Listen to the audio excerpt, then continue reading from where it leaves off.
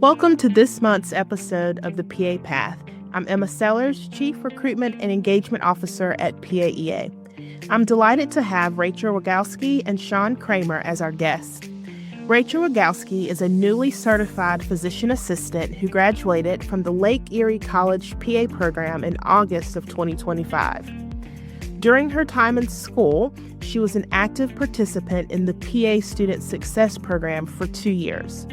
Sean Kramer has been a physician assistant for 16 years and has worked with the Lake Erie College PA program in Ohio as its academic coordinator and program director for 13 years. He is now the program director and chair at the Samuel Merritt University PA program in Oakland, California. He also serves as a PAEA New Faculty Workshop Facilitator and ARC PA Site Visitor. Rachel and Sean, welcome to the podcast. Let's just get started, and I'll start with Rachel first and then go to Sean. So can you first just tell us a little bit about yourself and why you believe the recruitment programs like the PA Student Success Competition are important to the future of the PA profession? Yeah, of course. Hello, my name is Rachel again. I am from the Cleveland area. My journey to the PA profession itself. So I studied pre-medicine at the University of Dayton with the intention of attending medical school. However, then the COVID-19 pandemic hit during my junior year, and I reassessed my goals and priorities of what I wanted to do. And that kind of put me towards the PA profession. So after graduation, I took about a year and a half gap year to strengthen my application for PA school. So I shadowed PAs, completed some more prereqs that I needed, and then applied through CASPA. And then I started at the Lake Erie College PA program May of 2023, graduated this past August, took my boards at the end of August, and now I'm a newly certified PAC, and I'm currently in the job search process with particular interests in primary care, cardiology, and nephrology. And then going on to your second question, I believe the recruitment programs such as the PA Student Success Competition are vital to the future of the profession because they provide students with exposure to the PA profession, and they allow students to interact with current PA students and professionals, which can then in turn spark an interest in a career that they might have not even thought about or considered otherwise. And it also creates opportunities for PA programs to collaborate with their local communities, and that creates conversations about the roles of PAs, how we serve patients, and the different unique contributions that we can bring to healthcare. Awesome. Thanks, Rachel, and a huge congratulations on your graduation and excited for you to enter the clinic world there as a PA. Kudos. Thank you. And Sean, same question. Tell us a little bit about yourself and then why are programs like PA Student Success Competition important? Thank you. First of all, congratulations, Rachel, for graduating and passing your boards, and I'm very proud of you and your class. As far as my background, I've been a PA for 16 years. I've been working in emergency medicine ever since I graduated, but been in PA education for 13 years. Started my PA education career at Lake Erie College, was academic coordinator for 4 years and director for 9 years. Absolutely love being both an educator and a practicing clinician. As far as the PASS program for student success, I think it's very important. Even though the PA profession is one of the best professions in the United States, and I think we're well aware of it, I think a lot of younger adults or really children have no idea what it is. And it's a little surprising when we go out there, and I think it's really important that they get exposure to the fact that there's more than just doctors and nurses who work in the hospital setting. And more importantly, I think this project's important because it has the students who are a little more connected to the younger generation, showing them what they're doing and they're excited about it. And this really creates a pathway as pipelines for the future generation that will help us as a profession, as PAs. So very excited to be a part of this project. Sean, thanks so much. And you brought up one key point that we hope that we'll talk a little bit more about throughout our time together, at least we'll see a thread of it, is that exposure to the younger generation and how we are realizing more and more that some folks aren't as familiar with what a PA is and what a magnificent opportunity this is for us to start planting those seeds to folks. So thanks so much for your work and leadership working with students in this. So we will jump right in to Rachel, and you played a kind of an important role in your program doing the PA Student Success Competition. Can you tell us a little bit what it was like coordinating the event as the student champion for your program? Yeah, so I definitely can't take all the credit. It was definitely a team effort from start to finish. So I have to give a shout out to the other participants in our little committee. So Elise, Jackie, Isabella, they definitely put a lot of time and energy into the project as well.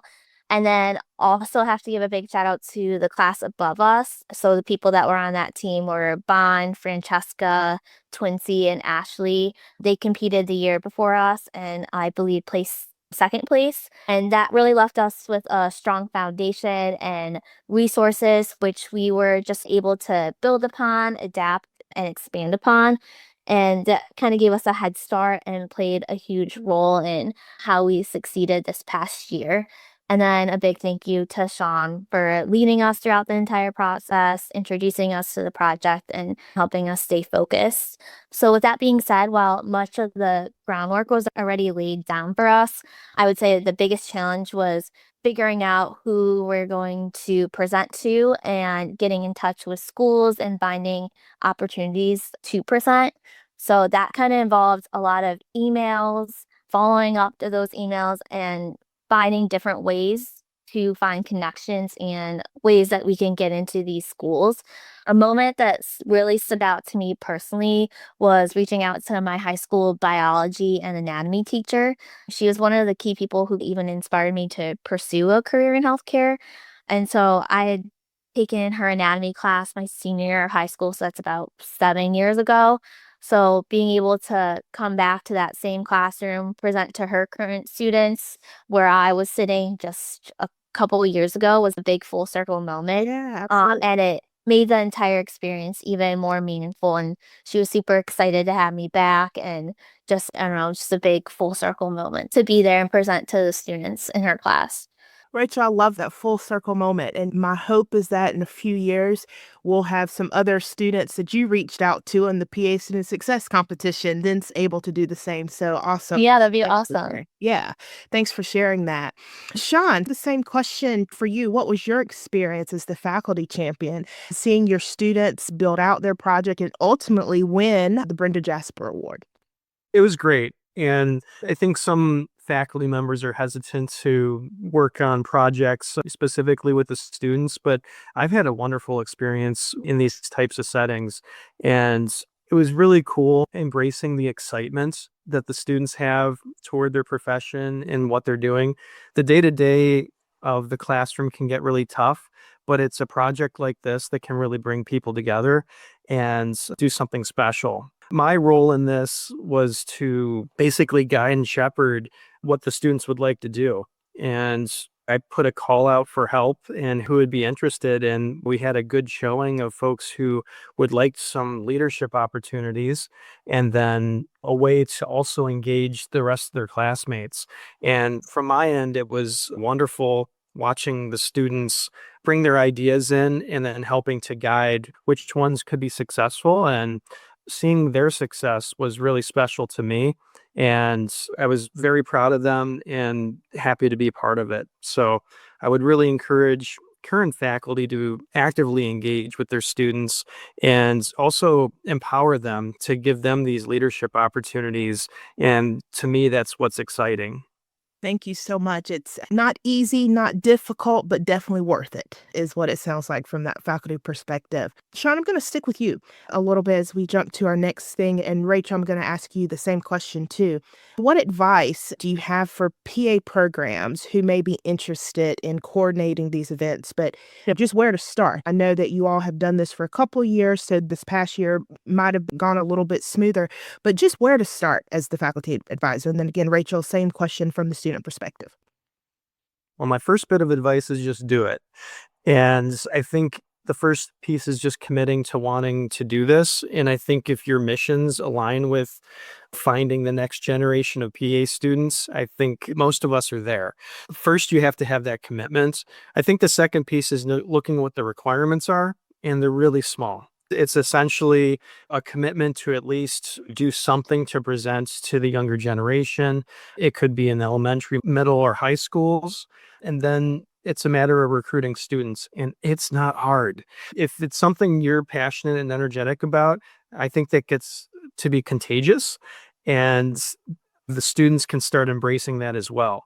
So I make a call outs for the students who would like to be interested in a competition, and gamifying it adds a little bit more excitement, but more importantly, it's the mission of going out there. And the way that we did it is I have some connections to schools, but I think it's more powerful when the students go out to their alma maters. They have a connection like Rachel discussed at their school, and they have people they can reach out to, and they have a population that's similar to them. And ultimately, when you're thinking about representing the profession, people are interested in are people like me out there in the profession, and having an alumni come to their institution and seeing that they're successful and they're currently a PA student or going to be an actively certified practicing PA. I think that's particularly powerful. My take home message for the other programs that are considering it is it's not about the win or anything. It's ultimately about the opportunity to share in your profession. And honestly, it's exciting. And from a faculty perspective, all you have to do is just help and nudge and nurture and empower the students. And honestly, they're going to take the lead. And it's okay to be okay with that. You don't have to do everything for this. You just have to really kind of show them the way. And when they have really good results and they're excited, that's really the gift that's part of this. Love it. Thanks so much. And Rachel, same question. Yeah, so mine goes off of what Sean already said. Start close to home. See if your college where your PA program is already has connections with local schools. That's usually the easiest way to get your foot in the door. If not, don't hesitate to reach out to the schools that you're personally connected with. Like I already told my story how I reached out to my high school anatomy teacher. And then even something if they can't have students come visit their school, offer like a virtual Zoom session because even that can make a long lasting impact as well. And then I also recommend starting with a small focus team of students who are really interested in the project. And once you have that core group of people, they're brainstorming ideas, creating the structure, and then developing the outreach materials. And once that foundation is set, then you can invite the other cohorts to get involved. And then you're already providing them with this material to use. Because I think sometimes trying to coordinate everything with a really big group can become overwhelming and a little bit chaotic. But ultimately, I think it is to just take that first step, no matter how small, even reaching out to one school, one classroom can make a difference.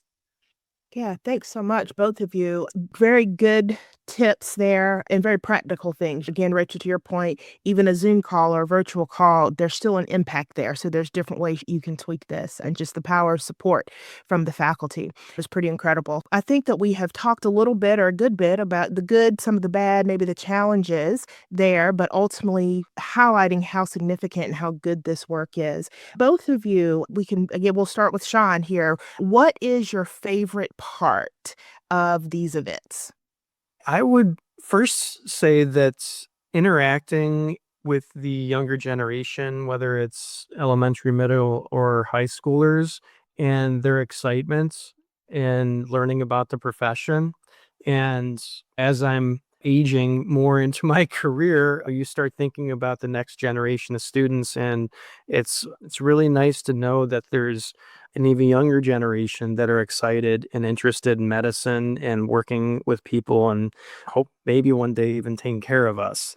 I think even more powerful than that as a faculty member was watching our students from being a little scared and worried whether they'll be successful, and then taking the lead, and then ultimately becoming leaders and taking control of all of these efforts, and it really was empowering for the students. And as a faculty member mentoring them, that's what it's all about. And those are lifelong skills that they're going to have an ability to carry the rest of their careers. So for me, the ultimate opportunity was seeing our success in our students, and I'm really proud of them. Awesome. Thank you. And Rachel, your favorite part of coordinating the event? By far, my favorite part was going to the schools and interacting with the students. They have a lot of really good questions, some that I did not have the answer to, but just engaging in meaningful conversations, talking about the PA professions. And then the best part was doing the hands-on experience. So they were super excited when we brought skills with us. So we got to show them how to intubate someone, got to show them how to suture, how to use AED, and then do some subdermal, cutaneous, and intramuscular injections. And the students were really excited to kind of get their hands on and do some skills. And so that was a lot of fun showing them how to do it and then watching them be successful in those skills. And then honestly, I just had so much fun like promoting the PA profession in a way that was educational, but also inspiring to me as well. Yeah, I love it. And the hands-on, I can only imagine at whatever age you are to get to do some of those things, it becomes real. You can actually see yourself in these spaces. As we come to the end of our conversation today, this is one of my favorite parts of our podcast is be able to get some words of expertise and advice from our guests. For both of you, and Rachel, I'm going to start with you first. If you could leave the audience with any words of advice, and I would appreciate from the student perspective, from the PA student success competition perspective, you all have a wealth of knowledge. What words of advice would you leave our audience with? So my advice for the PA student success competition is just to stay engaged in your community, whether that means like participating in an outreach event like this or just volunteering in other ways that align with your passion. Every small effort counts, and then you never know who you might inspire just by showing up, sharing your journey, talking to them. And then to the current PA students, my biggest advice is to give yourself grace. The days of PA school can feel really long and demanding, but the 2 years of the program do go by super, super fast. So keep pushing through and then remember to prioritize your mental health. So take breaks and do things that you enjoy doing. Awesome. Thank you. And Sean, words of advice. Sure. I'll start with the PA student success. My final words of advice for this project is to, first of all, just to do it. And it doesn't matter how small or how big it is. And for us, it just morphed into something that became a little bit bigger, but that's something that will naturally happen over time. The other thing I'd say is that you don't need to have everybody involved. So you don't need to force everybody, and you basically need to build a coalition. And as you get more people involved, more people will want to be involved. I think this is a type of project, and really a lot of things are like this, where you want people to want to be there versus mandatory or required, and then it's more powerful. The other thing I'd say is use what you have. You don't need to invent some crazy things. There's toolkits that are available for this project that talks about the profession. Might have presentations about your program or flyers. You have mannequins, you have CPR models, intubation kits, you can use suture sets. These are all things that are at your fingertips that you can easily bring into the classroom and is really exciting for the younger generation.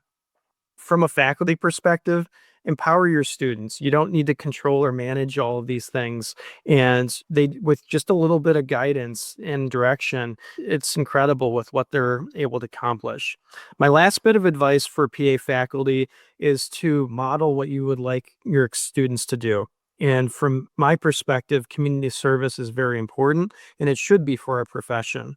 Just the fact that encourage people to be part of this, and I also engage in other community service efforts, I think that's really important for students to see. And they are looking up to us in many ways and hopefully want to emulate what we're doing. And if we're doing great things, like this is something that becomes part of who they are. And ultimately, they will be modeling this to the future generation. And with this type of effort, there's no way the PAs won't continue to be successful into the future. Rachel and Sean, it could not have been said better. Thank you both so much for your time.